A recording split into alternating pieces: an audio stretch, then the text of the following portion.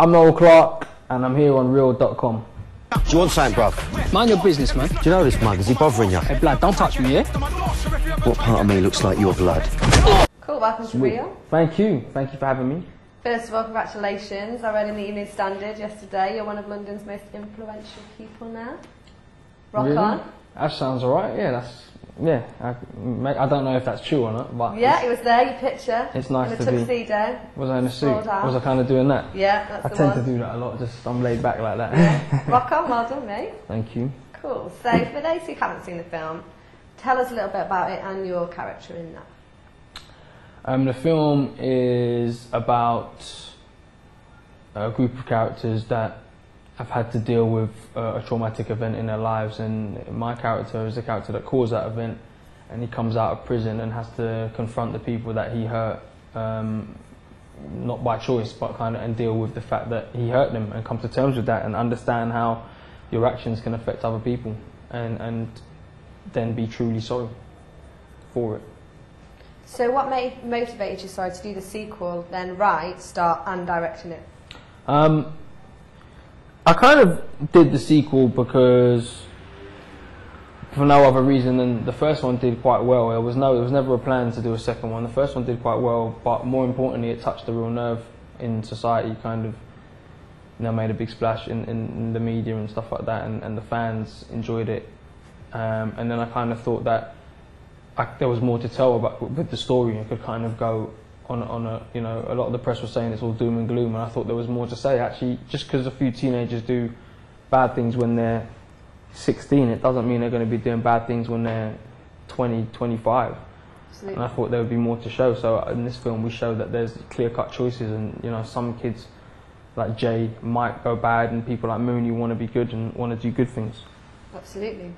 So it is a hard film to watch because these things are actually happening on the streets at the minute, and people who grow up in the city have probably come across a few Sams, a few Jays. And how did you find it to keep the realism but not glamorise it? I mean, it's a movie, so things are always going to be slightly exaggerated, but generally, as long as you're writing it from an authentic point of view, you can't really glamorise it, because it's for me, seeing stuff like that or knowing about things that have happened is not glamorous. So you had to do it in a way that wasn't sort of gratuitous and wasn't titillating or didn't make it look cool, but actually it's horrible the stuff that Jay does. Do you know what I mean? And you kind of have to. It's horrible the stuff that Dabs does in the film, and you kind of have to make it look horrible. And sometimes people say, well, when you made it look horrible, you glamorized it, but you didn't. You made it look real. And in the reality, in real life, bad things happen, and you kind of have to show that. And if you show that, then it makes the good things that happen in real life and in the films a lot more emotional, a lot better, because you know that from every bad thing that happens is probably 10 good. Absolutely. So there has been mixed reactions, but what was the most important thing for you that you wanted the audience to get from the film?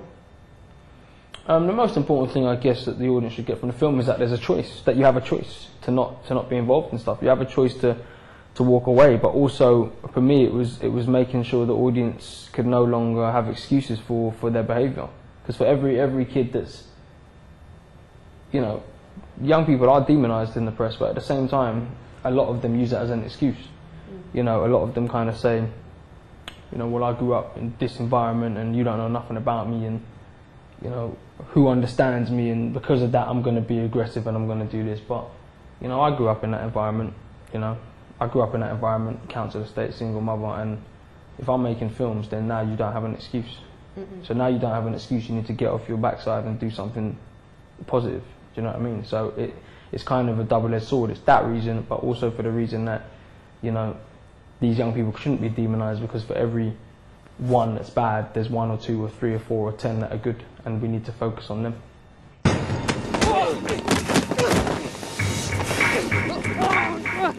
Come on, do this shit and we split. Turn him over. The fuck for, man? He hurt him. Just juke him the fuck up. Give me the fucking blade, I'll do it.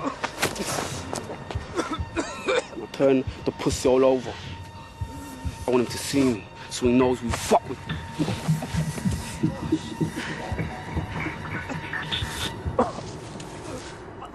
Sam?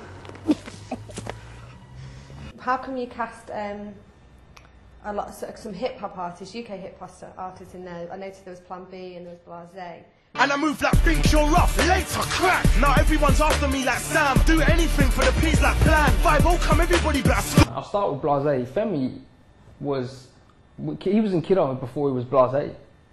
When he was in Kidulthood, he was just Femi, and what we did was I wanted to get kids from my old college that I actually went to for the authenticity, and he was one of the kids that went to my old college, and we went there and auditioned about 300 kids, and he was the one that got through and got the part, and he wasn't Blase then, he was just Femi, and so he was always going to have a part in the next film. But in between the two films, he's done a law degree and he's become Blase, and he's doing all that kind of stuff. But to me, he's just Femi, and that was never like, let's put a hip hop star in there. Do you know what I mean? With Shiesty, I did a cameo for her in Double Plate Drama, and so I said, look, when we do the film, I'll let you do a little cameo as well, let you come in and do a little bit. So that was that. And Ben, Plan B, he auditioned like everyone else. I met him at the Cheltenham Literature Festival because for some reason the kids wanted us down there so they could talk. We could talk on a panel, so we went down there. And I told him about the film, but he came in and auditioned, and he was, you know, he wouldn't have got the part if he wasn't the best for the job. So no, he got the part. He was really good. Yeah, he's very good. You hated him when you watched it. Yeah, like Which you should. Like in the first film, you hate Sam. Like, you know, he's almost like my character in the first film. There's nothing redeeming about him. Do you know what I mean? But he's not like that in real life. He's a nice guy. Yeah. So someone actually mentioned as well, my friend at work, he's a major music head, and he did notice that he's actually, the soundtrack is mainly UK. Soundtrack's all hip-hop UK. Yeah. and grime. Was that intentional? Did Yeah. you want it just to, was that for the realism, or was that just... No, for me, it's partly for the realism of the movie, but also it's like, you know, we have a real culture in this country of different backgrounds, and you know, we finally have, and we have done for years. It came from like whatever it was, acid, and then that Happy House or whatever, jungle came out, and then it was like, now that's garage and grime. You know, we've got our own sound, and if you're going to make a British film about young people in this country, you've got to use the right music. You can't slap on American music on it because it just doesn't work. It doesn't feel right. Can't have 50 Cent pumping out. No. So I mean, I guess you could in someone's bedroom if they were listening to that, but for the soundtrack, you want to keep it British, and that's what I tried to do. And you know, it's mostly that stuff, but it's not all that stuff. There's Eliza Doolittle on there, which is a nice song, and Kerry Ann Latham is just is almost a folk song. Do you know what I mean? The sound and the click clicks, which are kind of, I don't know what they are. They're kind of Lily Allen-ish, I guess. Do you know what I mean? But it's a group of them, and you know, so it's a different sound. So someone should, instead, I know he wasn't saying this, but people who think it's just grime and stuff like that should listen to it, because there's actually a few different sorts of tracks on there that people might like. Nice one. Get down! Step back down!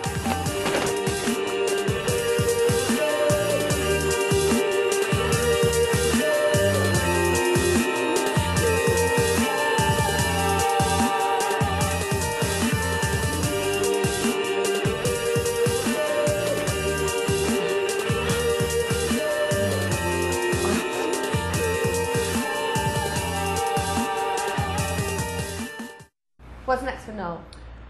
What's next? I don't know. I've just done a couple of movies. I did Heartless. It's kind of a thriller horror with Jim Sturgis, and then I did a comedy horror with Danny Dyer and Stephen Graham called Doghouse.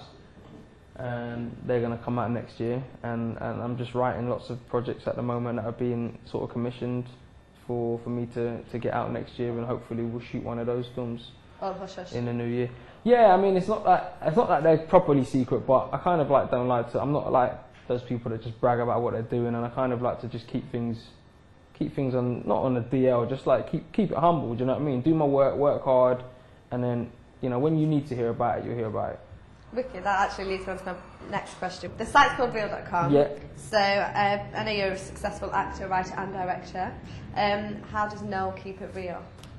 How do I keep it real? I mean, I would like to think I've never not. I still got my friends that I had from school. You know, my main friends are a guy that I picked up when 11 in secondary school, and another guy from sixth form college when we were 16. And they're like my main buddies, people that I worked with when I was a lifeguard and gym instructor. you know, they're kind of my main friends, and you know, just it's about family and friends really. And I don't be tumbling out of clubs and all that sort of nonsense. I just like to keep it humble and just kind of do my thing, do my work. I'm not interested in being famous. I just want to work. So refreshing. That's kind of what I do. So lastly, I'm going to go out on a limb again. When I'm interviewing people, I want to see how real they are and how normal they are still. Yeah. And ask them if they'll do the robot dance for me. The robot dance? Yeah.